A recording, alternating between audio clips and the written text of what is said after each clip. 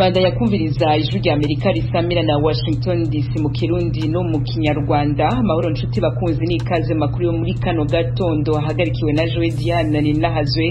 Imbere yo kuja mu karere k'ibiyaga bigari mugenzanja Louise Bigirimana arabanza tugezeho ayagezwe hirya no kwisi. Aloise waramutse gute? Naramutse Diane.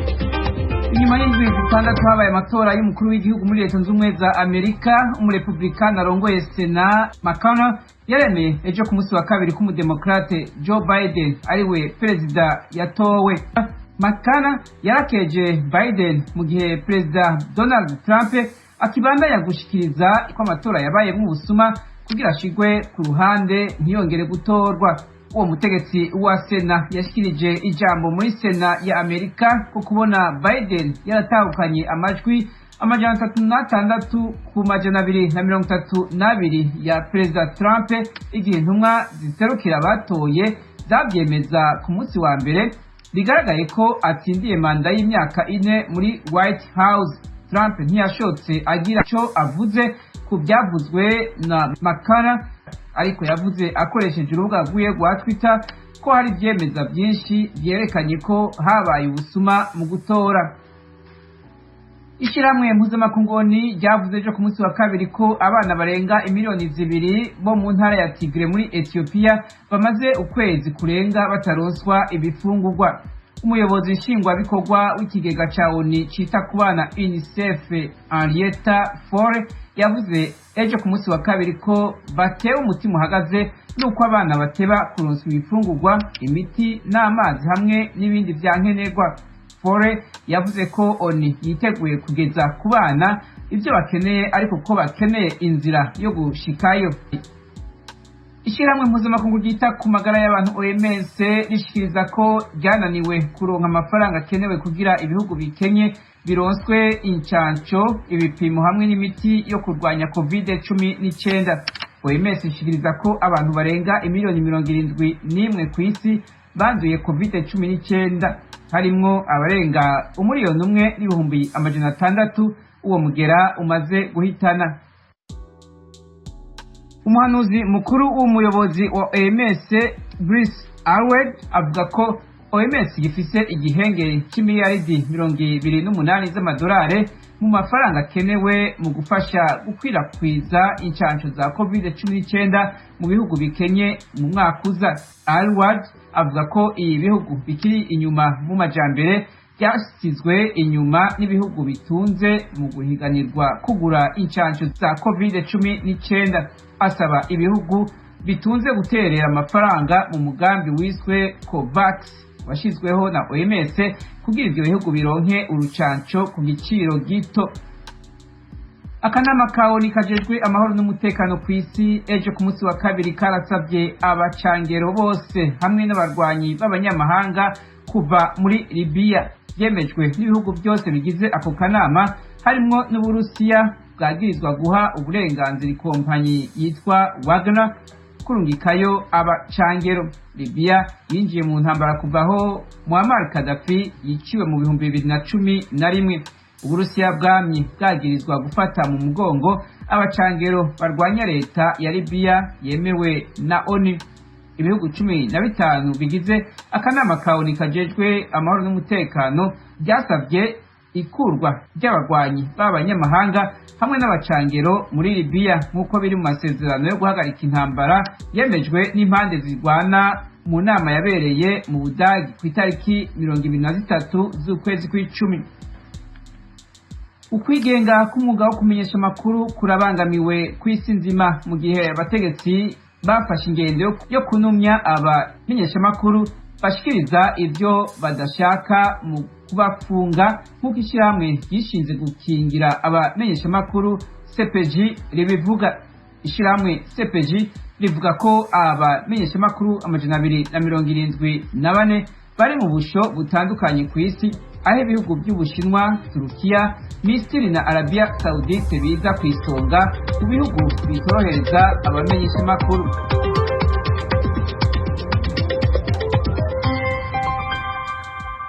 Aloise Bigirimana urakoze kuri ayo makuru yose waduteguriye ukabuhejeje kudushikiriza. Yose nibutsa abakozi b'ijwi rya Amerika ko ashobora guhongera kuyumva kuri wezi 3 akaburungu radio yacu VOA akaburungu.com.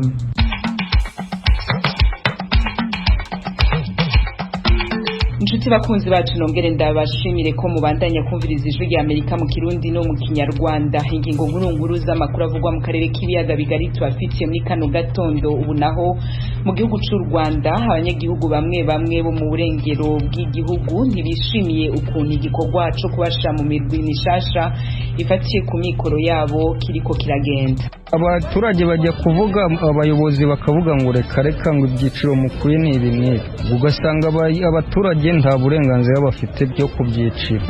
Uburyo bwakozemo ntabwo byanyuze kuko bavugaga ngo umuntu ugomba kujya muri oca ni umuntu ubitse 45 ku kwezi, ariko ngewe pe usibye naho hantu mpinga ta 45 njya nkuramo mbisi.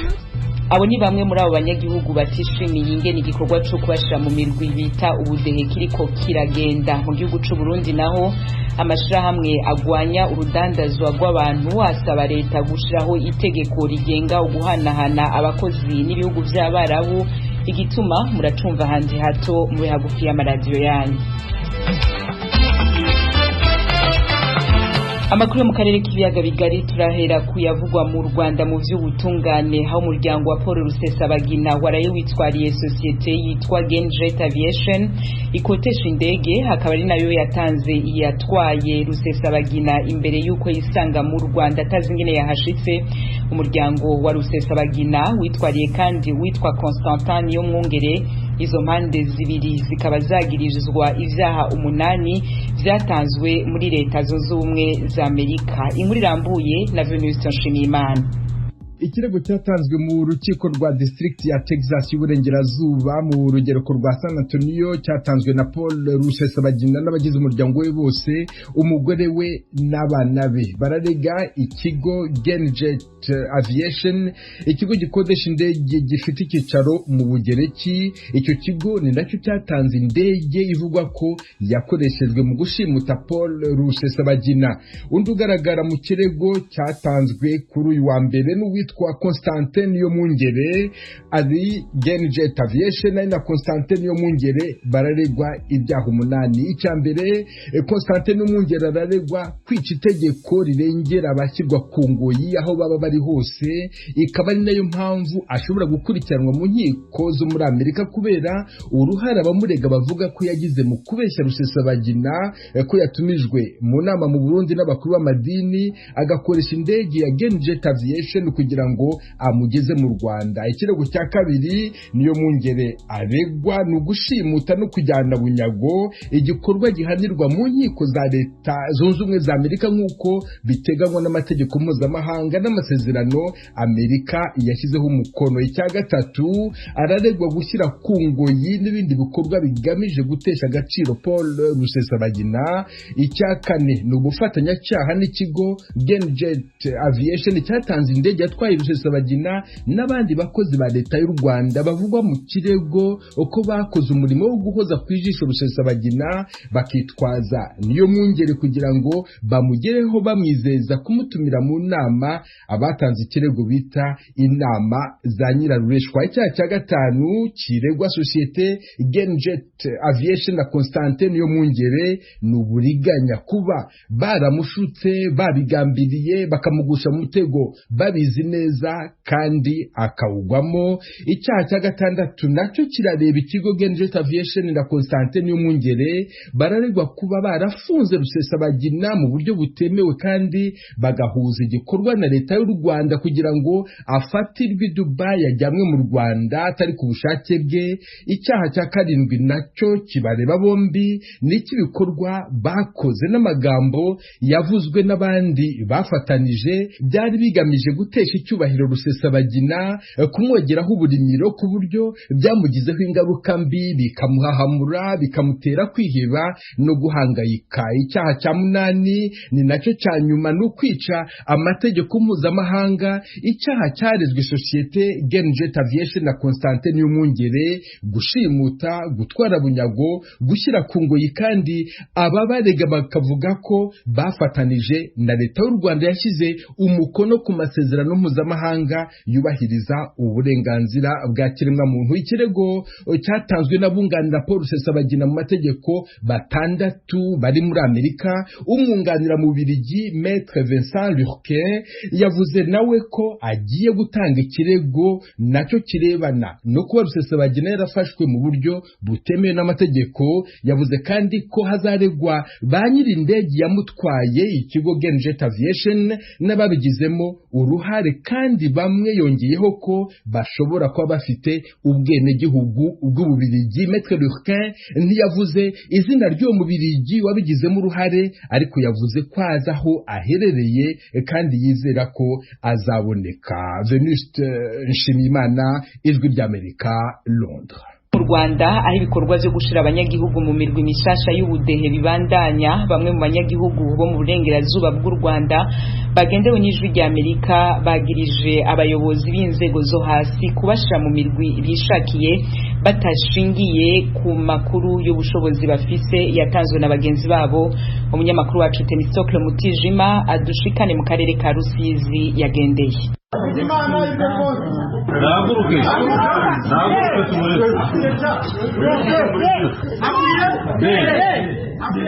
Nahateraniye abaturage bo muri umwe mu midugudu ibarizwa mu mujyi wa Kamembe ho mu karere ka Rusizi mu burengerazuba bw'u Rwanda.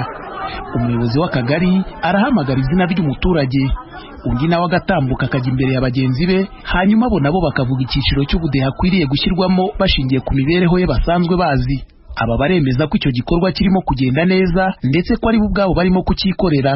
Ku rundi ruhande ariko hari bagenzi babo bo mu mirenge ya Bugarama na Gikundamvura babwijwe rya Amerika ko batemeranya n'uburyo ishyirwa mu byiciro ririmo gukorwaho batuye. Ntabwo tubyishimiye mu byiciro badusizemo, twe ntabwo bidukwiye. None ni bande bakibashyizemo kubundi abaturage aribo baterana bagashyirana mu byiciro? Abaturage bajya kuvuga, abayobozi bakavuga ngo reka ngo ibyiciro mukwiye ni ibi n'ibi, ugasanga abaturage nta burenganzira bafite byo ku byiciro. Ngere ntabwo nari kujya kugwana n'ubuyobozi kubera iyo cyane aravuze aho munshira ndahakira gutyo, ubwo niko mwabibonye. Uburyo bwakozemo ntabwo byanyuze kuko bavugaga ngo umuntu ugomba kujya muri oca ni umuntu ubitse 45 ku kwezi, ariko ngewe pe usibye naho hantu mpinga 45 njya nkuramo mbitse. Ikibazo nk'iki cy'abayobozi bo mu nzego z'ibanze batungwa agatoki kuko baba barimo guhindura ibyakozwe n'abaturage mu gushyirana mu byiciro by'ubudehe kandi kiragaragara no mu karere ka Nyamasheke naho ho mu burengerazuba bw'u Rwanda. Twatanze amakuru twicaye mu isibo nk'abaturage duture tuziranywe mu isibo, tumaze kubikora gitifu araza nti ibyo mwakoze ntabwo ari byo. Uwo twafashize muri da tubona kimukwiye akamushyira muri ca, uwo muri ca akamukuramo akamushyira muri ba. Ngende kwibaza niba bafata umucuruzi n'umuturage usanzwe w'umukene bakabashyira mu cyiciro kimwe, ibyo bintu birahuye. Aba baturage bakagaragaza ko batumva impamvu bashyirwa mu byiciro bimwe nabo badahuje amikoro.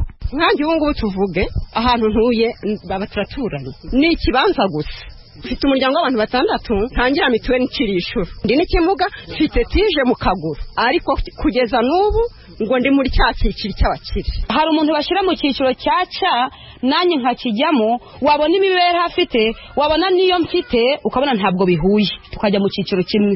Aho niho twagiriye imbogamizi pe. Ibintu biruku mu gihe ubwo yatangizaga iki gikorwa, Minisiteri y'Ubutegetsi bw'Igihugu yari yasabye ko ishyirwa mu byiciro ry'abaturage rikorwa mu mucyo kandi bo ubwabo akaba aribo babigiramo uruhare bikorewe aho batuye. Minisitiri Shyaka Anastase uyobora iyo minisiteri yabigarutseho muri aya magambo. Ikijyanye no gukorera mu mucyo tuzagishyiramo imbaraga cyane, kandi abanyarwanda n'ubundi ubwangamugayo ni barabikunda, nubwo hari nta muryango uko bivuga mu Kinyarwanda, ariko ubwangamugayo mu Kinyarwanda no gupfura tuzi ko bihari. Turasaba rwose ubwangamugayo bwaba ari ubw'ubuyobozi bwaba ari n'ubw'abaturage, ariko ikindi turizeza abayobozi b'inzego z'ibanze ko uzabusanya nabyo tuzajyana mu mitsi, kuko amakuru abeshye ayobya igenamigambi ry'igihugu, ubwo mbese mu by'ukuri uba watukoje gahunda zacu, watukoje iterambere ryacu. Ubwo rero ibyo ntabwo twabijyamo, turifuza ko ibintu bizakorwa mu buryo bwo kandi tuzafata umwanya, ntabwo tuzabigira huti. Ibyiciro bishya by'ubudehe abaturage barimo gushyirwamo hirya no hino mu gihugu ni 5 bifite amazina y'inyuguti kuva kuri A kugera kuri E. Ibyiciro 2 bya mbere ni ukuvuga A na B, ubutegetsi busobanura ko ari iby'abishoboye ndetse bashobora no kunganira leta mu kuzamura imibereho ya bagenzi babo. Ni mu gihe 2 bikurikiyeho ni ukuvuga C na D ari iby'abakeneye kunganirwa kugira ngo bashobore kuzamuka mu iterambere, naho icyiciro gifatwa nk'icya nyuma cya E kikaba icy'abageze mu zabukuru n'abandi bafite ubumuga bukomeye batagishoboye gukora ku buryo bakeneye kwitabwaho by'umwihariko. bijyanye n'uburyo ibyiciro by'ubudehe byakomeje gushingirwaho mu gutanga ubufasha yabo buturuka muri leta cyangwa se mu bandi baterankunga, hari abakigaragaza impungenge ko ibintu byakongera gukorwa uko, nyamara ubutegetsi bwo bukabamara impungenge buvuga ko icyo cyavanweho ubu ikigamijwe ari ukubyifashisha mu igenamigambi ry'igihugu. Temistokere Mutijima, Ijwi rya Amerika mu burengerazuba bw'u Rwanda. Bakunzi ba radiyo Ijwi rya Amerika mutuye mu burasirazuba bwa Repubulika ya Demokarasi ya Kongo, turabararika kujya mukurikira ibiganiro byacu ku maradiyo akurikira: Radio Communautaire de la Voix de Mikeno Ibunagana ku murongo wa FM 99.7, Radio Ngoma ya Mani yo mu mujyi wa Baraka kuri FM 88.8, Radio Baraka FM nayo mu mujyi wa Baraka ku murongo wa FM 94.4, Radio Communautaire La Verite ikorera mu mujyi wa Kiwanja kuri FM 99.0. naho kuba dukurikira muri mu majyepfo ya Uganda mwakumva ibiganiro byacu kuri radio Ijwi riyobora Voice of Muhabura ku murongo wa FM 88.9. Ni radiyo Ijwi rya Amerika iminsi yose kuva ku wa mbere kugeza ku cyumweru. Ijwi rya Amerika, Washington DC mu Kirundi no mu Kinyarwanda. Nari nabice ku masonga nkitangura, amashirahamwe agwanya urudandazwa rw'abantu asaba leta y'u Burundi gufata ingingo ruhasha zituza ico caha no gushiraho itegeko rigenga guhanahana abakozi n'ibihugu by'Abarabu, Abarundi n'Abarundikazi bakunze gushorwamwo. Ni nyuma yaho ku munsi wa mbere w'inondwi polisi y'u Burundi ifashe abakenyezi 101 bagira bajanwe kugurishwa mu bihugu by'Abarabu. Ibindi tubibaze mugenzi wacu Eroje Wilikaneza. Abo bigeme n'abakenyezi ko 101 bari bugananiwe mu rupangu rumwe ruri mu buraruko bw'umugwa mukuru w'ubutunzi Bujumbura muri zone ya Buterere iri muri komine ya Ntahangwa. Aho igipolisi cyabasanze handitse ko akora ishyirahamwe yizwe n'amategeko. Icegera c'umuvugizi w'igipolisi Moise Nkunziza yabwiye abamenyeshamakuru bari baroye kwerekwa Abarundikazi ko iri shyirahamwe risanzwe rifise aho bikorana mu karere. Ubu rero aho bigeze nuko igipolisi kimaze kumenya yuko iyo nzu iri shyirahamwe hariho abarigize bari bapanze iyo nzu ku mahera ashika imiliyoni 2 y'amarundi. Baramaze kumenyekana ko bafise aho bakorana bari cyane cyane mu bihugu vya Tanzania, Uganda na Kenya. Aba rero akaba ari rudandazwa rw'abantu, hariho abari bamazeyo indwi 2, abamazeyo indwi. Aba bantu haza kuganirwa ngaho gushikaho rero batora bamwe baca bashora. Murumva rero ko ari rudandazwa rw'abantu rubujijwe rwirirwa ruriyamirizwa ku isi yose. Urwo rucuruzwa rw'abantu rukomeza kwiyongera mu Burundi nk'uko vyemezwa na Prime Mbarukeye, umukuru w'ishyirahamwe ONST Ton Frère rigwanya urudandazwa rw'abantu. Yabwiye Ijwi rya Amerika ko abarenga 740 batwawe nk'inyagano kuva mu mwaka wa 2018. Twisunze nk'ibaro dufise byo mu mwaka wa 2018 Abarundi n'Abarundikazi bashika 251 barashwawe nk'inyagano y'ivyo bihugu by'Abarabu. Hanyuma rero mu mwaka nawo 2019 twashoboye gutohoza dusanga abashika 497 nabo barashoboye kujanwa nk'inyagano mu mwaka uheze w'2019 n'ivyo bihugu nyene twavuze by'Abarabu. Hakaba harimwo abakenyezi 318, abagabo 82 n'abana 97. Ivyo biharuro vyariyongereye ku bice bishika 32% canke birenga gato ugereranije n'umwaka wo hirya wa 2018. Florence Bovin, umukuru w'ishyirahamwe Justice Equité rigwanya urudandazwa rw'abantu mu biyaga binini, amenyesha ko guharuka muri kino gihe ariko rubangamiwe kurusha. Yongera ko baje kugurishwa mu bihugu by'Abarabu cyane cyane baturutse muri ako karere ka Afrika bakorerwa amabi menshi arimo no gukurwamwo ibihimba by'umubiri. La jeunesse est elle qui est visée en premier, donc il faut vraiment atugwaruka nibwo rubangamiwe hanini. Amareta abwirizwa kugira uruhara rukomeye mu kugwanya urwo rudandazwa rw'abantu. Mu Rwanda baragerageje, ariko mu Burundi no muri Kongo hoho n'akamaramaza. Mu matoza yacu twasanze hari n'abakora mu mareta babigiramo uruhara mu gutanga impapuro z'inzira zabo baja kudandazwa. Hari abajanwa mu busambanyi, hari abaja gukoreshwa ibikorwa biruhisha bagakora amasaha menshi badahembwa, hari n'abajanwa mu nyuma bagakugwamwo ibihimba bikomeye by'umubiri nk'amafyigo n'umutima. Birakomeye kuko hari n'abantu ku isi b'ibihangange bahamagara abantu ngo babaronkeye amashuri yo kwiga, ariko bashitse muri ivyo bihugu bagaca bajanwa muri ubwo bubisha. Et dès qu'ils ont passé la frontière, ils sont vendus. Mbaruke atwara ONST Ton Frère afite ibintu bine nyamukuru asaba leta y'u Burundi kugira ngo ituze urucuruzwa rw'abantu. Muri ivyo harimo gushiraho itegeko ryo guhanahana abakozi n'ibihugu Abarundi n'Abarundikazi bashorwamwo nk'uko n'ibindi bihugu vyo mu karere no kw'isi bikora. Gushiraho ya politike y'igihugu izobijejwe guhanahana abakozi hagati y'u Burundi n'ivyo bihugu bajanwamwo kugira ngo vy'ukuri aba abarundi n'abarundikazi bashaka kuja gusaba akazi muri ivyo bihugu baze bagende bakingiwe gutyo bashitse hariya mu biriya bihugu bashobore gukingirwa kuvuzwa no guhembwa bikwiye kandi agashahara kabo kakaronswa neza. Ubwa kabiri turasaba leta y'u Burundi ko yogerageza ikagerageza ikaranga muntu dufise iyiganwa vyoroshe ikayihindura ikore ku buryo bwa none. Turabona neza yuko ikaranga muntu y'iki gihe iri kiratuma urudandazwa rw'abantu rukomera cyane muri iki gihugu. Byofasha kugira urwo rudandazwa rw'abantu cyane cyane rw'abana n'urw'abakenyezi rugabanuke mu Burundi. Ubwa gatatu nuko leta y'u Burundi yohimiriza gukurikiranira hafi ingene itangwa ry'impapuro z'inzira rigenda. Ubwa kane turasaba ko leta y'u Burundi yakora ibishoboka byose igatahukana mu Burundi bariya bose bariya n'abarundikazi bagorewe mu biriya bihugu by'Abarabu. Icegera c'umuvugizi w'igipolisi ahamagariye imiryango yatakaje abakenyezi n'abigeme muri iyi minsi ishize kwitura igipolisi kugira ngo kirabe ko batari muri aba bafatiwe mu buterere. Abatari bake bagiye badasezeye imiryango yabo, bisigura yuko rero gushika ubu imiryango yabo itazi yambo ryabo. Ari naco gituma tubasaba yuko bashoboye kuba barabuza abantu babo abigeme canke abadamu ko boshobora kwegera igipolisi kugira ngo baze kuraba by'ukuri yuko abo bantu baba barimwo. Abarundi n'abarundikazi bagurishwa hanini bajanwa mu bihugu by'Abarabu nka Oman, Arabia Saudite, Kuwait, Qatar n'ibindi nk'uko amatohoza yakozwe n'ibisata by'igihugu hamwe n'amashirahamwe yigenga vyerekana. Ibihugu navyo kandi bijanwamwo abaturuka mu bihugu vy'ibiyaga binini vya Afrika hamwe n'iy'ubuseruko. Mbere igihugu nka Kenya kiramaze imyaka 2 gitangurira amasezerano n'ivyo bihugu kugira ngo abanyagihugu baco bareke gutwarwa nk'inyagano ahubwo bagende hisunzwe amategeko. Abakora urucuruzwa rw'abantu mu biyaga binini na Afrika y'ubuseruko barafatirwa ibihano n'ibihugu vya rutura. Mu minsi ishize Amerika yanishije ukwimaviza no gufatira imitungo abaganda bane bagiriye icaha cyo kudandaza abana bo mu miryango ikenye cyane. Eroje Urikaneza, Ijwi rya Amerika. Turabaramukije bakunzi namwe banywanyi b'Ijwi rya Amerika. Mu ntumbero yo kuronka amakuru y'imvaho kandi agezweho dushobora gusangiza n'abanywanyi bose, ni ngombwa ko tubandanya gukorera hamwe mu kuronka amakuru yizewe kandi tusangiza abatwumva. Kubera iyo mvo Ijwi rya Amerika ribasaba ko mwobandanya kudushikiriza amakuru, amafoto, amavideo y'ibibera aho mutuye, aho mukorera, aho mwiga n'aho mugendera.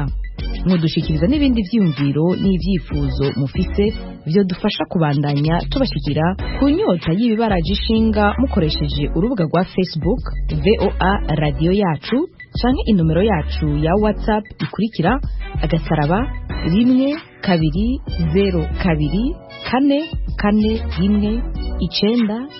*12024419931.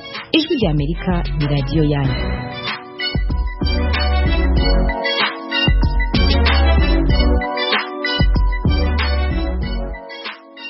Ubu naho tubandanirize ku kiganiro Amerikana na mugenzi wacu Thomas Kamirindi.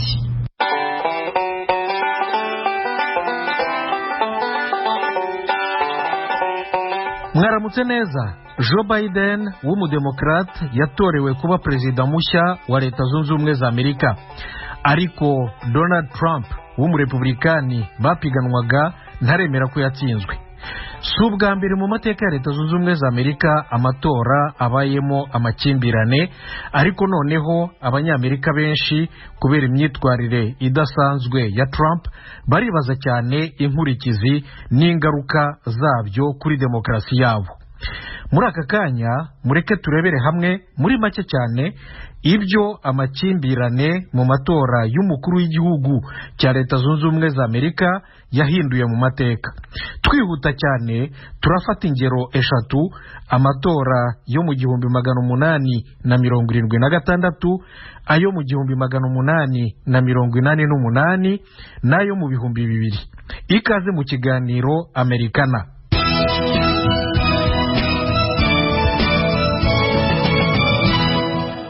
Abahanga mu by'amateka ya politiki benshi bemeza ko amatora ya perezida wa Leta Zunze Ubumwe za Amerika yo mu 1876 ariyo yagize ingaruka mbi cyane kugeza ubu mu mateka y'igihugu.